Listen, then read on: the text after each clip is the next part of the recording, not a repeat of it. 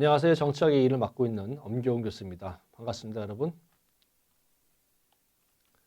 예, 오늘 차시는 정치 이론에 대한 두 번째 차시에 해당이 됩니다.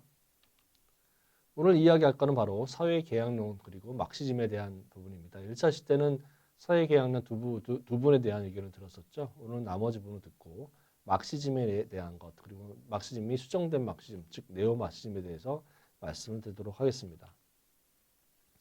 이 수업을 통해서 여러분들이 다양한 국가에 관에 대해 설명할 수 있도록 하겠습니다. 그리고 사회계약론과 막시즘을 구별할 수 있도록 노력하겠습니다.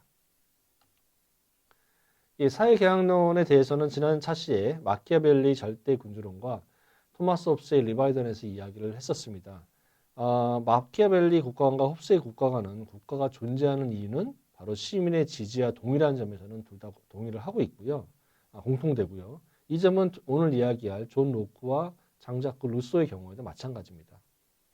그렇지만 마키아벨리는 지배자와 피지배자 간의 관계, 즉 지배자와 피지배자 간의 관계에 적용되는 권력과 같은 그런 통치 기술에 관심을 가졌다 생각하시면 될 것 같습니다. 그리고 홉스는 안정된 질서를 위해서 권력 위임을 하는 것에 대해서, 권력 위임에 대한 것에서 관심을 가졌습니다. 자, 이제 존 로크하고 장자크 루소에 대한 사회계약론을 살펴보도록 하겠습니다. 이들에 대한 국가관은 자유주의적 시각에는 점에서 일치를 하긴 하지만 국가와 개인 간의 관계에 대해서는 다른 시각을 가지고 있습니다. 먼저 존 로크부터 볼까요? 존 로크 같은 경우는 많은 사람들이 이야기하듯이 사회계약론자들이 이야기하듯이 인간의 합리성에 대해서는 인정을 했습니다. 이 존 로크 같은 경우에도 자연 상태에서는 홉스와 같이 홉스와 비슷한 맥락이죠. 존 로크 같은 경우에도 자연 상태에서는 개인적인 분쟁이 발생할 수 있다. 개인적인 분쟁이 발생을 할 수도 있고 그 다음에 외부의 잠재적인 위협도 있을 수 있다라고 생각을 했습니다. 그거는 맞다고 자연 상태에서는 그럴 수 있다라는 점을 얘기했습니다. 그렇지만 존 로크 같은 경우에는 자연 상태에서의 인간은 이성에 따라서 살 수 있는 매우 성숙한 사회라고 봤습니다. 즉, 매우 성숙한 사회이지만 그런 인간들 때문에 역시 재산권이 침해될 가능성이 있다. 즉, 자기 갖고 있는 재산이 침해될 가능성이 있다라고 생각을 했습니다. 그래서 존 로크의 주장에 따르면은 간단하게 말씀을 드리면 국가가 존재하는 이유는 이 바로 국가 안에 있는 사람들에 있어서의 국내에 있어서의 재산권이 침해되는 것을 막기 위해서, 즉 치안을 위해서 국가가 존재를 하고, 그 다음에 외부의 침략에 의해서 내 재산이 훼손될 가능성이 있기 때문에 외세에 의한 침략을 막기 위해서 국가가 존재한다라고 생각했던 것이 바로 존 로크의 국가의 존재 이유에 해당이 됩니다. 따라서 재산권 보호를 위한 것이기 때문에 국가의 권한, 즉 군주의 권한은 제한되어져야 된다라고 이야기를 한 겁니다. 조금만 더 들어가 볼까요? 아마 여기까지는 여러분들이 고등학교 시간에 배우지 않았나 생각이 됩니다. 근데 조금 더 들어가서 보면 일단 인간은 존 로크에 의하면 아무것도 모르는 상태에서 태어났다고 생각을 하는 겁니다. 즉 인간이 형성되는 것은 살아가면서 배워가면서 즉 경험하면서 인간이 만들어진다라고 생각을 했다는 겁니다. 따라서 인간의 그 본성에 대한 입장은 백지설이고 경험을 중시한다는 입장에 봤을 때는 존 로크는 바로 경험주의에 해당하는 사람입니다. 물론 이 비슷한 사상이 동양에도 있죠. 예를 들면 고자 같은 경우에 의하면은 비슷하게 인간의 본성을 얘기하고 있습니다. 근데 하나 주의하실 게 뭐냐면 이 고자 같은 경우는 성무 선악이라고 그래서 인간이 태어날 때는 선함과 악함이 없다라고 주장을 했었죠. 근데 여기서 주의할 게 뭐냐면 고자 같은 경우는 성무성악이라 그래서 이 중립적인 인간 본성의 중립적인 측면을 강조했다면 존 로크 같은 경우는 중립이 아니라 백지라고 아무것도 안 써져 있는 백지라고 점을 강조했다라고 생각하시면 약간의 차이가 있을 것 같습니다. 자, 이제 인간은 백지이긴 하죠. 인간은 백지이긴 하지만 이 인간은 매우 개인적이고 이기적이라고 하는 겁니다. 매우 개인적이고 너무 많이 썼나요? 너무 개인적이고 이기적이다라고 생각을 했다는 겁니다. 그리고 이 사람들은 태어날 때 천부권, 천부적 자연권, 태어날 때부터 갖고 있는 자연권을 갖고 태어났다라고 하는 겁니다. 이 천부적인 자연권은 뭐냐면 바로 자신의 생명을 보호받을 수 있는 생명에 대한 권한, 그리고 자기가 자유로울 수 있는 권한, 그 다음에 자기가 재산을 소유할 수 있는, 이게 제일 중요하죠. 자신의 중요한 요소이죠. 이 재산권을 가지고 났다라고 하는 겁니다. 즉 생명권, 자유권, 재산권을 갖고 이런 권리를 포함한 이런 것들을 통칭해서 천부적 자연권이라고 얘기하고, 인간은 바로 이런 천부적 자연권을 갖고 태어났다라고 생각하시면 될 것 같습니다. 따라서 자신의 재산을 지키기 위해서 개인의 권한을 국가한테 이양한다 할지라도 자기 자신의 재산이 침해된다면, 이 재산이 침해된다면 국가도 교체될 수 있다라고 생각하는 겁니다. 즉 재산권 보호라고 하는 권한을 이인받은 국가가 사유재산권을 유지하지 못하는 경우에는 사회에 의해서 국가가 교체될 수 있다라고 주장을 했다는 겁니다. 즉 로크에 의하면은 국가의 정치 권력이라고 하는 것은 시민들로부터 양도된 형식을 취할 뿐이지 여전히 시민한테 주권이 있음을 얘기합니다. 이 점에 있어서는 약간 다르죠. 홉스 같은 경우는 군주한테 바로 주권이 있다고 생각을 하는 겁니다. 홉스는 군주한테 주권을 이양한 거, 자신의 개인의 주권을 군주한테 이양했다라고 보는 것이 홉스라면, 여전히 시민은 이 존 로크 같은 경우는 시민한테 주권은 계속 남아있다라고 주장하는 겁니다. 따라서 홉스 같은 경우에는 홉스와는 달리 절대적인 군주제를 인정하지는 않았고요. 바로 제한적인 군주제를 인정했습니다. 어떤 제한적인 군주제? 바로 재산권을 보호하는 차원에서의 그 정도의 권한을 가지고 있는 군주제를 이야기를 했습니다. 심지어 로크 같은 경우는 국가 권력을 입법권하고 집행권을 분리를 해서 국가 권력의 한계를 제도적으로 마련해야 된다는 주장까지도 했는데, 당시로서는 상당히 충격적인 얘기였다라고 생각하시면 될 것 같습니다. 예, 장자크 루소 같은 경우는 좀 달리 보고 있습니다. 장자크 루소 같은 경우는 그 앞에서 얘기했던 사람들은 로코 같은 경우는 시민 사회는 선한 것, 성숙한 사회로 봤잖아요. 그런데 루소에 의하면은 사실은 바로 이 시민 사회가 문제라고 하는 겁니다. 약간 입장이 다르죠. 시민 사회가 문제라고 하는 겁니다. 그래서 하나씩 보면 장자크 루소 같은 경우도 인간의 합리성에 대해서는 뭔가 바람직한 것을 찾아서 가장 최선의 선택을 할 수 있다라고 하는 합리성에 대해서는 존 로크나 다른 사람과 같이 인정을 하고 있습니다. 또한 루소에 따르면은 자연 상태에서의 인간이라고 하는 것은 이미 선하게 태어났다는 겁니다. 즉 선성서를 주장하고 있습니다. 따라서 인간은 자연 상태에서는 타락하지 않았지만 바로 이 시민 사회가 자연 상태에서는 타락하지 않았지만 이 시민 사회가 형성이 되면서 바로 타락이 됐다는 겁니다. 왜? 시민 사회가 형성이 되면서 왜 타락을 했냐? 바로 이 소유권 때문에 그렇다는 얘기입니다. 자, 달리 얘기하면 시민 사회의 형성과 사유권 보장으로 인해서 바로 인간이 부패했다는 얘기죠. 따라서 사유재산권이 바로 악과 불평등의 근원에 있다라고 하는 겁니다. 이 사람의 논리를 조금 더 들여다보면요.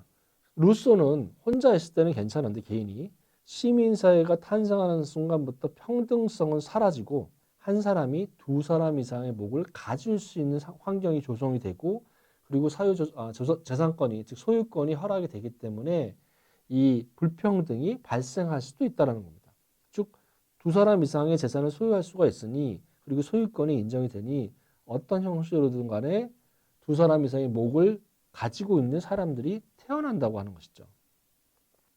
그래서 그게 계속 진행이 되다 보면 시민사회 내에서 시민들의 어떤 사람은 되게 부하고 어떤 사람은 되게 못 사는 이런 양극단이 발생을 했고 그런 양극단을 해소하기 위해서는 바로 재산권을 소유권 또는 재산권을 제한해야 한다고 주장을 합니다.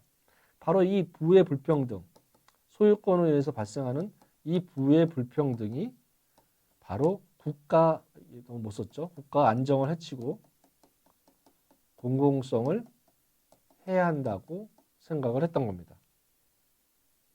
그럼 이거를 누가 했냐? 그래서 이거 같은 경우를 이런 국가 안정과 공공성을 추구해야 되는 게 누구냐? 바로 국가가 이런 역할을 해야 된다고 하는 겁니다. 그런데 문제는 뭐냐면 국가가 만들어진 이유는 사실 이것과는 정반대, 국가 안정과 공공선을 위한 것과는 정반대적인 측면에서 태어났거든요. 무슨 말이냐면은 시민사회는 부유하고 힘 있는 자들이 그들의 이익을 지키기 위해서, 즉 대중의 이익을 위해서 그런 것이 아니라 이 부유한 사람들의 이익을 지키기 위해서 바로 국가를 만들었다라고 하는 겁니다.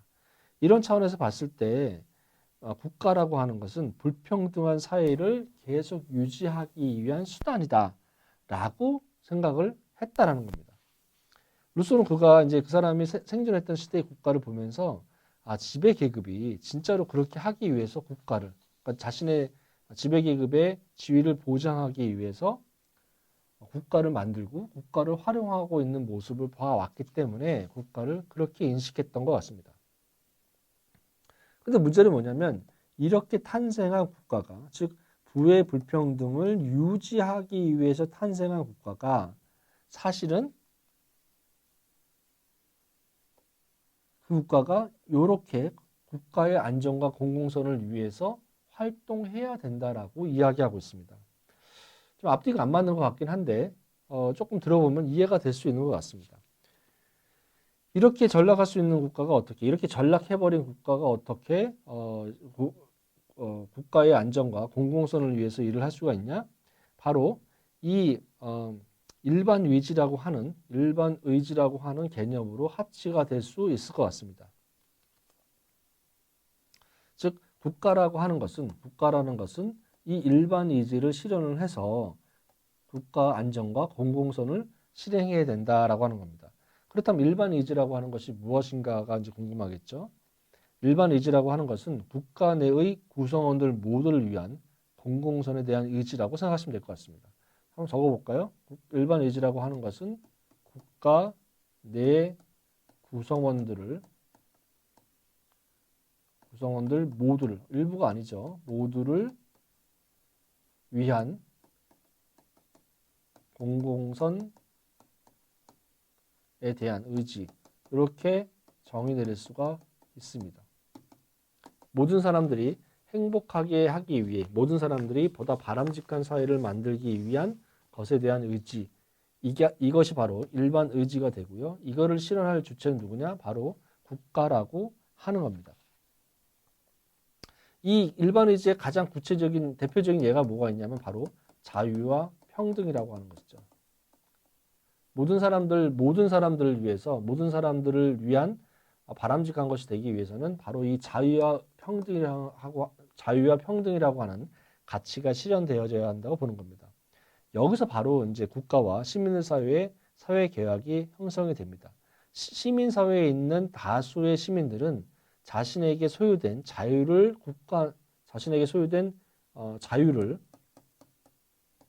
국가에게 양도하고 국가는 거기에 대한 대답으로 자유와 평등을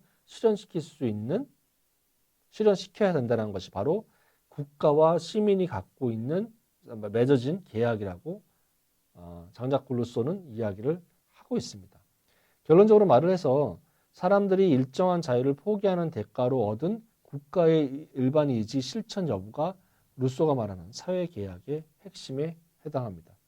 즉 다시 말씀드리면 사람들이 일정한 자유를 포기하는 대가로 국가가 일반 의지를 실천하면 사회계약이 유지가 되는 것이고 실천하지 않으면은 다른 국가를 선택할 수 있다라고 하는 겁니다. 따라서 루소에 따르면은 국가는 국민들에게 평등한 투표권을 줘야 되고요. 그리고 모든 사람이 표를 가지고 있어야 되고 이들이 일반 의지를 실천하는지, 그러니까 국가가 일반 의지를 실천하고 있는지 여부를 판단할 수 있게, 즉 유권자들이 일반 의지를 실천할 수 있는 대표자를 뽑아서 이들로 구성이 된 국가가 실제로 일반 의지를 실현하고 있는지 여부를 판단할 수 있는 그런 환경이 조성되어져야 한다고 생각을 했습니다. 그래서 루소 같은 경우에는 일반 의지 실천을 위해서 직접 민주주의, 모든 국민이 투표할 수 있는 대표자를 직접 뽑는 직접 민주주의를 주장하기도 합니다. 자, 그래서 1차 시에 했던 질문과 똑같은 질문을 한번 드리도록 하겠습니다. 민주주의라고 하는 것은 적합하지 않은 사람들에 의한 결정인가요? 그죠? 민주주의라고 하는 것은 적합하지 않은 사람들에 의한 결정인가요? 아까 토마스 홉스나 마키아벨리 같은 경우, 또 나아가서 플라톤 같은 경우에는 어떻게 생각을 했었죠? 그렇지만 존 로크와 장자크 루소에 따르면은 민주주의라고 하는 것은 적합하지 않은 사람들에 의한 결정인가요? 아마도 주장하는 사람들에 의해서 약간씩 달라지고 있는 것 같습니다. 다른 차원에 있어서의 국가관을 한번 보도록 하겠습니다. 아마 여러분들이 막시즘이라고 하는 것은 아마 충분히 일반 사회 시간이나 정치와 합 시간에 배웠으리라고 생각이 됩니다. 그런데 이제 사회계약론자들이 생각하는 것과 이 막시즘 또 후수라는 조합주의 관점에서 봤을 때는 다원주의나 조합주의 관점에서 봤을 때는 이 국가의 존재와 그 다음에 역할이 너무나 차이가 보이고 있는 것 같습니다. 먼저 막스에 대해서 이야기를 해보도록 하죠. 막스에 대해서 이해를 하기 위해서는 헤겔에 대한 국가관을 먼저 이해를 하셔야 됩니다. 왜냐하면은 막스의 이론은 헤겔에 대한 비판으로 국가관을 세웠기 때문에 그렇습니다. 그래서 헤겔 같은 경우는 여기 보시는 바와 같이 이렇게 국가를 정의하고 있습니다. 먼저 한번 읽어볼까요? 왜냐하면 너무 추상적인 내용이기 때문에 한번 읽어보고 설명을 드리도록 하겠습니다. 헤겔에 의하면 국가는 집단성으로 표현되는 사회를 초월해서 존재하는 것이라고 생각을 했습니다. 국가는 사회를 초월한 존재다. 그리고 국가라고 하는 것은 사회 구성 요소들 사이에서 정의롭고 이성적인 것이다라고 생각을 했습니다. 즉 국가는 정의롭고 이성적이라고 생각을 했다는 거죠. 그리고 국가는 특정한 역사적 상황과 상관없이 영원히 존재하는 것으로서 생각을 했습니다. 즉 국가는 없어지지 않고 영원히 존재한다라고 하는 것이죠. 설명을 해보면 국가라고 하는 것은 어떤 계급이나 또는 어떤 특정 이익을 뛰어넘어서 그 계급이나 특정 이익으로 표현되는 그런 사회를 초월해서 존재한다 생각하시면 될 것 같습니다. 이런 어떤 계급이나 특정 이익을 넘어서서 존재하는 그런 것을 넘어서서 존재하는 것이 국가다라고 생각하면 될 것 같습니다. 그리고 국가라고 하는 것은 정의롭고 이성적이기 때문에 개인이나 집단들 사이에서 경쟁을 질서 있도록 만들 수 있다는 하는 겁니다. 이 사람들은 정의롭고 충분히 생각할 수 있는 이성을 갖고 국가라는 것은 이성적인 존재이기 때문에 개인 간의 경쟁을 질서 있게 만들 수도 있다라고 하는 겁니다. 그리고 국가라는 것은 영원히 존재하기 때문에 존재하지 않는 상황을 고려할 필요는 없다라고 생각한 거였습니다. 그렇지만 막스 같은 경우에는 좀 달리 생각을 했었죠. 아까 말씀드린 바와 같이 막스는 이 헤겔의 국가관을 비판하면서 시작한 것입니다. 따라서 막스에 의하면 국가라는 것이 사회를 초월해서 존재한다고 하는데 아니다. 국가라는 것은 바로 부르주아의 따른 종속적인 억압적 기구다라고 얘기했습니다. 그리고 국가라고 하는 것은 헤겔에 의하면 정의롭다고 얘기했는데 아니다. 국가는 정의롭지 않다고 얘기했습니다.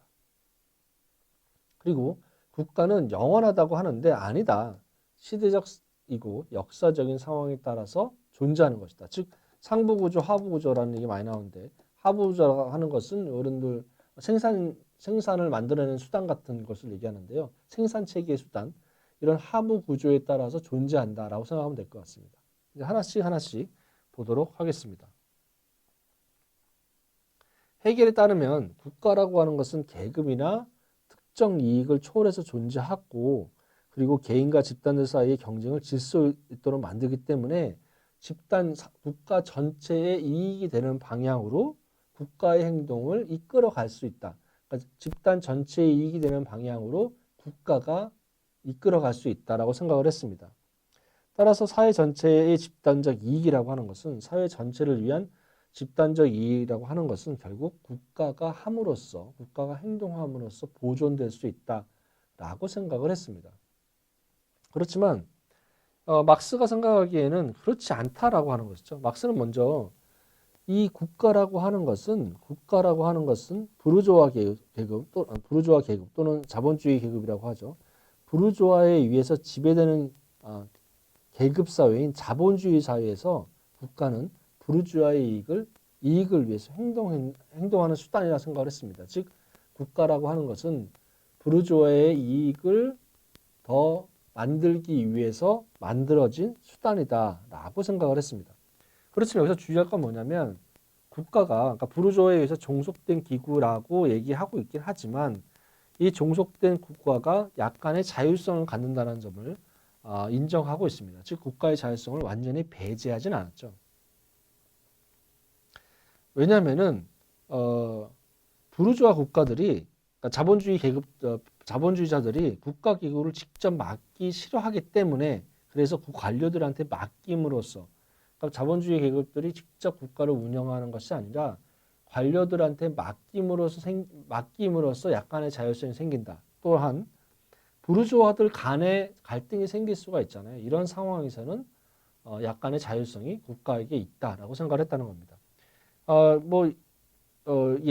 예를 들면 첫 번째 경우같이 평상시 상황에서는 부르주아가 관료들에게 관리 의무를 할당하기 때문에 관료들에게 할당을 하고, 이 관료들은 자신의 조직을 유지하거나 확장하기 위해서 부르주아와 일정 정도 투쟁을 한다는 겁니다. 그런 차원에서 국가가 자본주의 계급으로부터 일정한 자율성을 확보하고 있다라고 보시면 될 것 같습니다. 그리고 어떤 계급도 국가를 통치하는 데서 충분한 힘을 갖고 있지 않기 때문에, 즉 자본주의 계급도 여러 가지 안에서 존재가 있지 않겠습니까? 그 중에서 어떠한 것이 충분한 힘을 갖고 있지 않은 경우, 또는 자본주의 계급과 노동자 계급, 프롤레타리아 계급이 어느 순간적으로 확실한 통제가, 자본주의 계급이 노동자 계급을 확실하게 통제하지 못하는 그런 상황이 발생을 했을 경우에는 국가는 상대적 자율성을 획득할 수 있다는 겁니다. 그래서 이렇게 발생할 수 있다고 하는 겁니다. 예. 어렵지 않다고 봤죠? 예. 그리고 끝으로 봤을 때 헤겔에 따르면은 특정한 역사적 상황과 상관없이 국가는 영원한 것이라고 봤는데, 사실은 이 막스들이 보기에는 이 국가라고 하는 것은 이 생산 양식과 같은 하부 구조에 의해서 생기기 때문에, 이 생산 양식을 변화하면 국가도, 즉 상부 구조인 국가도 변화할 수 있다고 보는 겁니다. 즉 사회의 지배적인 당시의 사회 성격이 지배적인 생산 양식과 그런 생산 양식에 내재된 생산 관계에 의해서, 이런 생산 양식과 생산 양식에 안에 담겨져 있는 생산 관계에 따라서 국가가 생기게 되는데, 이 국가가 생기게 되는 것이 이 생산 양식과 관계가 바뀌게 되면 이 상부 구조인 국가도 언제든지 바뀔 수 있다라고 하는 겁니다. 더 직접적으로 얘기하면 이게 지배계급과 피지배계급 또는 자본가 계급과 노동자 계급이라고 하는 요 구조가 하부 구조가 있기 때문에 국가가 생기는 것인데, 이 계급이 아예 없어져 버리면 국가도 없어진다는 얘기입니다. 즉 계급 갈등이 없어지게 되면 국가도 소멸될 수 있다는 얘기입니다. 거기에 대해서 네오마르크시스트는 약간 다른 얘기를 하죠. 네오마르크시스트 같은 경우는 막스하고 두 가지 차원에서 약간 다릅니다. 하나는 뭐냐면 국가는 없어지지 않는다고 본 겁니다.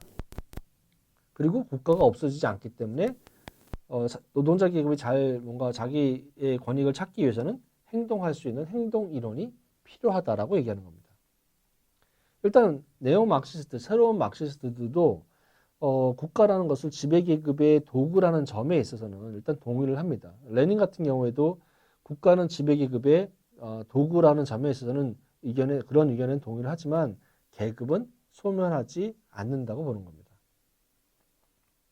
국가가 따라서 왜 국가가 소멸하지 않냐 보냐면 레닌에 의하면은 계급 갈등은 언제든지 존속한다는 것이죠. 이 계급 갈등은 언제든지 존재하기 때문에 국가라는 것은 계속 존재할 수밖에 없다라고 하는 겁니다. 따라서 이 국가가 존재를 하게 되면 프롤레타리아 계급 또는 프롤레타리아 같은 경우 노동자 계급 같은 경우는 계속 탄압을 받기 때문에 이 노동자 계급이 주인이 되기 위해서는 뭔가 행동을 취해야 한다는 얘기입니다. 그죠? 그래서 레닌 같은 경우에는 이 억압대 계급인 프롤레타리아들이 무장을 해서 부르주아 민주주의를 전복할 수 있다고 보고 전복해야 된다고 봤던 겁니다. 그래서 네오마르크시스트는 국가는 소멸하지 않기 때문에 전복해야 된다고 주장을 했다는 겁니다. 거기에 대해서 그람시라고 하는 사람은 약간 다른 주장을 하게 된 겁니다. 사실상 이 다른 주장을 하게 되고요. 국가가 존재하지 않는 이유 그리고 노동자 계급이 왜 이렇게 혁명을 못 일으키는가에 대해서는 헤게모니 이론이라고 하는 이론을 제시하고 있습니다. 이 그람시 같은 경우에는 이탈리아 파시즘과 관련해서 국가 이론을 발전시키게 됩니다. 파시즘이라고 하는 것이 이탈리아가 1차 세계대전 이후에 좌파 정당과 우파 정당이 경쟁하는 구도가 있었거든요. 그런데 1922년에 극우파인 파시즘이 승리하면서 왜 좌파인 노동자 계급을 옹호하는 좌파가 실패했을까라는 것을 고민하기 시작합니다. 이 사람에 따르면은 이 지배계급이라고 하는 사람들은 지배계급이라고 하는 것은 그 지배를 정당화하고 유지하기 위해서는 피지배계급의 적극적인 동의가 필요하다라고 주장을 합니다. 즉 그람시의 헤게모니 이론은 먼저 피지배계급의 동의가 있어야 국가와 그 사회가 유지된다라고 주장을 합니다. 그렇다면 이 피지배계급의 동의는 어떻게 이끌어내냐? 바로 여러분들이 늘상 즐기고 있는 문화에 의해서 바로 이 피지배계급의 동의가 이끌어진다라고 얘기하는 겁니다. 그럼 이 문화를 누가 만드냐? 바로 여러분들의 지배계급. 지배계급 여러분들이 아니죠. 지배계급이 만들고 그리고 여러분들이 살고 있는 제도 그리고 이념 이런 것들 이 총체적으로 모여서 하나의 문화를 만들고 이 문화에 따라서 피지배계급이 동의를 하기 때문에 이 사회는 계속 유지되고 있다라고 하는 겁니다. 다시 지배계급이라고 하는 사람들 그리고 제도 그리고 이 이념이 뭉쳐서 하나의 문화를 만들고 이 문화는 바로 교육과 정치 과정을 통해서 피지배계급에게 넘어가고 따라서 이 피지배계급은 자신도 동의하지 않았을 부분에 대해서 동의를 하기 시작한다는 겁니다. 따라서 지배계급에서 형성된 헤게모니라고 하는 것은 강요에 의해서 유지되는 것이 아니라 교육과 정치 과정을 통해서 피지배계급에게 주입되고 그들로부터 동의를 얻어내고 있다는 것이죠. 따라서 헤게모니 이런 것을 헤게모니라고 하는데 헤게모니 형성에 성공한 지배계층은 억압이 아닌 도덕적인 리더십에 의해서 피지배계급을 이끌어갈 수 있는 형태가 된다라는 겁니다. 현재까지는 이제 이번 차시에서는 로크와 루소의 사회계약론 그리고 아주 다른 시각이죠. 막시즘과 네오막시즘을 정리해 보았습니다. 다음 차시에서는 다원주의와 조합주의가 바라보는 국가를 설명하도록 하겠습니다. 이 차시에서 참고한 문헌은 다음과 같습니다. 예, 끝까지 들어주셔서 감사합니다. 수고하셨습니다.